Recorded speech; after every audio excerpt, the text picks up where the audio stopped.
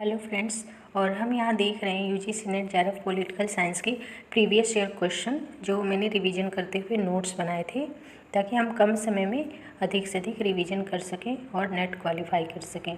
और मैंने भी इसी स्ट्रेटेजी से नेट क्वालिफाई किया। तो स्टार्ट करते हैं रिवीजन करना। मैं आपके विचारों से असहमत हो सकता हूँ, लेकिन मरते दम तक आपके अभिव्यक्ति के अधिकार की रक्षा करूँगा। ये वॉल्टेयर का कथन है।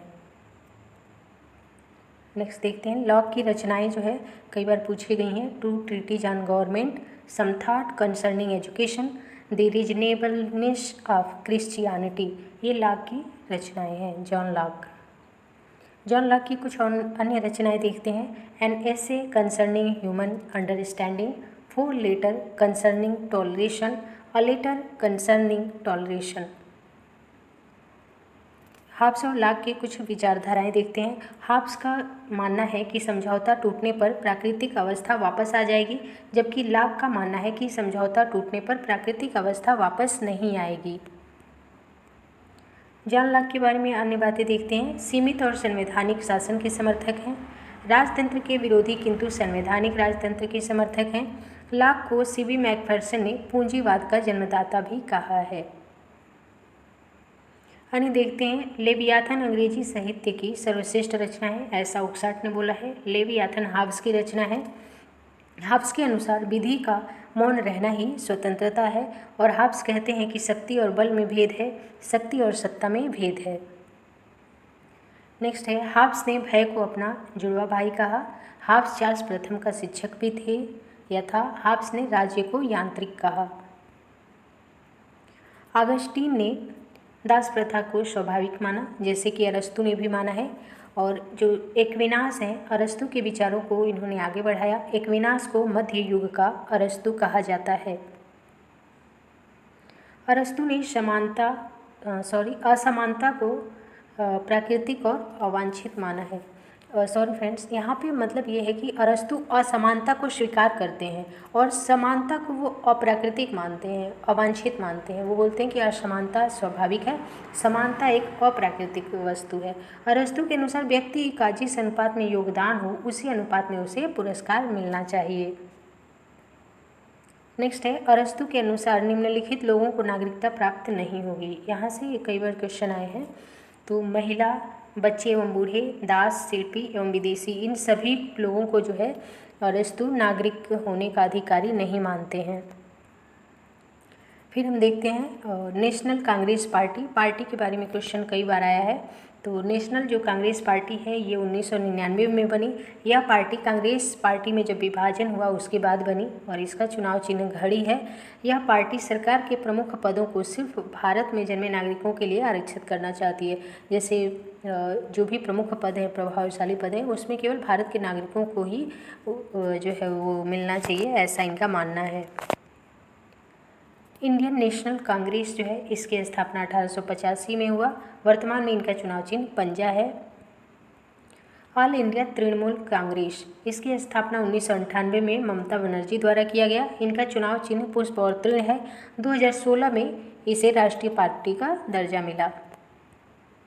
नेक्स्ट है बहुजन समाज पार्टी, इनका चुनाव चिन्ह हाथी है। इसकी स्थापना 1984 में कांसीराम जी के द्वारा की गई।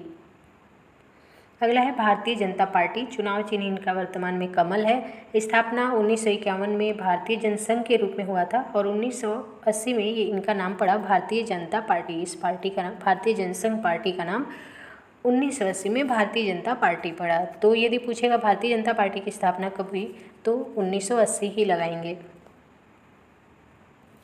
फिर है communist party of India, Marxist, इसकी स्थापना 1964 में हुई। चुनाव चिन्ह है हंसिया और कुदाल।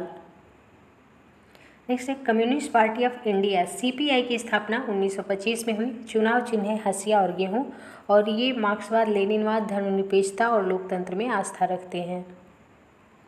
अगला है लॉन्ग वॉक टू फ्रीडम, जो है किसकी रचना है, किसके बारे में है, तो ये नेल्सन मंडेला की आत्मकथा है, लॉन्ग वॉक टू फ्रीडम। अगला है सुमेलित करना है। ये क्वेश्चन जो है आया हुआ था। अनुच्छेद 5 जो संयुक्त राष्ट्र संघ का अनुच्छेद 5 है वह यूएनओ में सदस्यता के निलंबन से संबंधित है। वहीं यूएनओ का अनुच्छेद जो 6 है यूएनओ की सदस्यता से निष्कासन की बात करता है। संयुक्त राष्ट्र संघ का अनुच्छेद जो है 11 इसमें संयुक्त राष्ट्र संघ के उद्देश्यों की चर्चा की गई है और संयुक्त राष्ट्र संघ का मुख्यालय न्यूयॉर्क में है। अन्य सुमेलित करने को कह रहा है। संयुक्त राष्ट्र संघ के मौलिक सिद्धांत अनुच्छेद 2 में वर्णित हैं।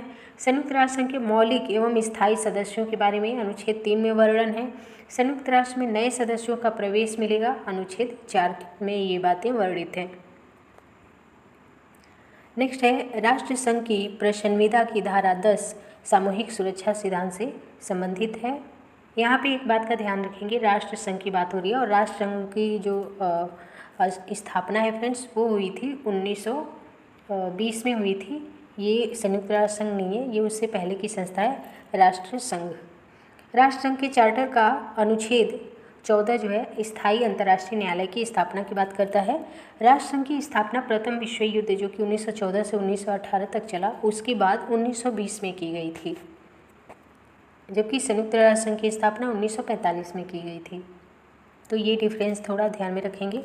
और फिर सुमेलित करने के लिए ये क्वेश्चन आया है 1931 में जापान तथा मंचूरिया का विवाद हुआ था। 1931 में जापान द्वारा चीन पर आक्रमण किया गया था और 1946 में राष्ट्र संघ समाप्त हो गया। जो 1920 में बना था राष्ट्र संघ वो 1946 में समाप्त हो गया। वर्साई की संधि 28 अप्रैल 1919 को हुई थी और राष्ट्र संघ की स्थापना 10 जनवरी 1920 को हुई थी। अगला है सुमेलित करना है। अंतर्राष्ट्रीय कॉपीराइट संघ 1886 में बना। अंतर्राष्ट्रीय कृषि संस्थान 1905 में। अंतर्राष्ट्रीय स्वास्थ्य कार्यालय 1907 में। सुमेलित करना है यहाँ भी। यूरोपीय डेन्यूब आयोग 1856। अंतर्राष्ट्रीय टेलीग्राफ ब्यूरो 1868। अंतर्राष्ट्रीय डाक एवं तार संघ 1875। अंतर्राष्ट्रीय नाप तौल ब्यूरो 1875। सुमेलित करना है। कॉन्स्टेंस परिषद 1414। वेस्टफेलिया संधि 1648 वेरी इंपॉर्टेंट है। वेस्टफेलिया संधि कई बार पूछा है। वियना कांग्रेस भी वेरी इंपॉर्टेंट है और हेग सम्मेलन दोनों ही बहुत इंपॉर्टेंट है। हेग सम्मेलन प्रथम 1899 में और दूसरा जो हेग सम्मेलन है या सेकेंड हेग सम्मेलन 1907 में। फिर सुमेलित करने के लिए कह रहा है। केंद्र स्थल सिद्धांत हैरोल्ड मैकीडर का है। संरचनात्मक यथार्थवाद वेरी वेरी इंपॉर्टेंट है, केनेथ वाल्टेज का है। कलह वृद्धि थॉमस शेलिंग का है। सुमेलित करना है। व्यापक परीक्षण प्रतिबंध संधि 1996 में। स्वेज संकट 1956 में। कोसोवो में संयुक्त राष्ट्र मिशन 1999 में। नेक्स्ट है सुमेलित करना है। पारंपरिक हथियार कटौती संधि 1990। सामरिक हथियार कटौती संधि जिसको स्टार्ट 1 बोलते हैं, एक बार देख चुके हैं हम पीछे। स्टार्ट 1 1991 में और स्टार्ट 2 1993 में आया।